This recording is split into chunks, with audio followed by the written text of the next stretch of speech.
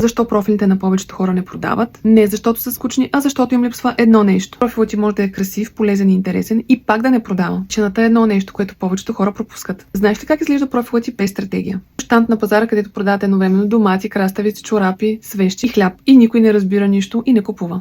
Истината е, че съдържанието в днешно време работи само когато е наредено в 3 слоя. Като вкусна торта. Такава, която те кара да искаш още едно парче. Не е такава, от която те боли главата и стомаха от голямото количество захар. Първи слой – тофу, вирусно съдържание, входната врата. Вича непознати хора, които още не те знаят.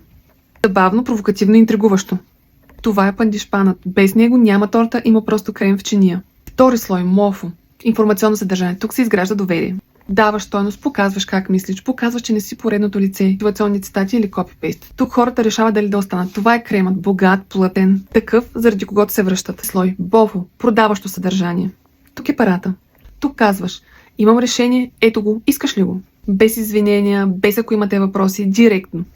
Това е блатът, последното нещо, което виждат. Ако нямаш тофу, тортата ядат само хората, които те познават.